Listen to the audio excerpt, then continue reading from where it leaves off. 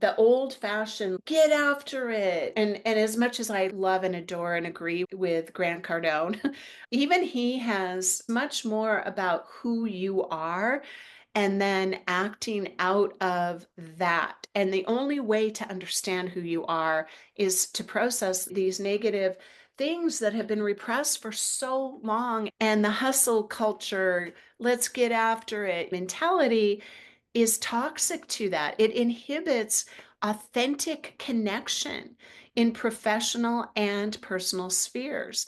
And challenging this narrative involves completely redefining success to include self reflection, emotional well being, and the courage to embrace the vulnerability necessary to break through these patterns. I have built teams through this, not even understanding what I was doing over and over, start beginning years ago.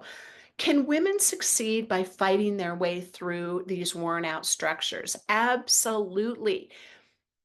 And most of them have, right? But should they have to? That is another question to consider.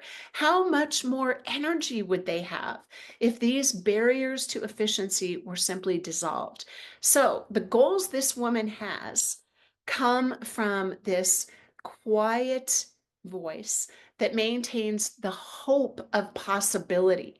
So much of her energy is over here in the hope of possibility, but it doesn't have the energy to overcome the environment because of many factors that we don't have time to explore here. But shedding these doubts doesn't come from contemplating them and feeding them, but through acknowledging the emotion beneath them. This is what I have seen works, and taking time to feel and release them and make space for the clarity and energy that is already here.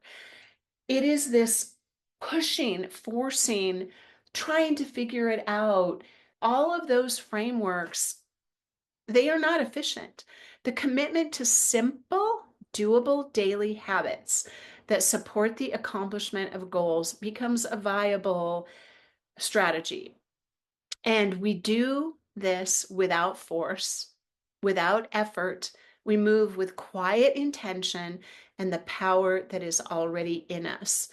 Now, this is certainly a huge, tremendous, humongous topic that I can barely touch the surface of here.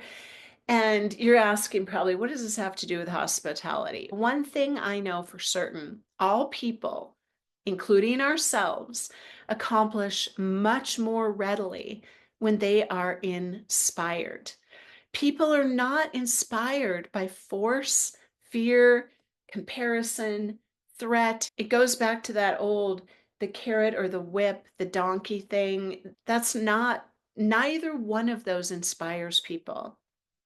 People are inspired not by what they know to be accurate. Everybody knows this stuff. People are inspired not by what they know to be accurate, but by what they can believe is possible for them. It has to be a head and heart connection. If you're a woman, I invite you to begin to ask new questions in 2025. What if I could accomplish the things that matter so much to me by flipping the script, flipping the rules? What if I took the time to do what women are naturally good at, expressing feelings, processing conversations, nurturing my own body rather than emphasizing the tendency to be empathic towards everyone else, repressing everything, and then handling it all through the incredible skill of controlling and overwork and all of that. What if I could achieve by focusing on what I need to let go of, rather than what the outside world tells me I need to add to myself? What if what I do was nothing but a reflection of who I am, and I could just relax into trusting that value? Here's another question, a different question. What if I were fully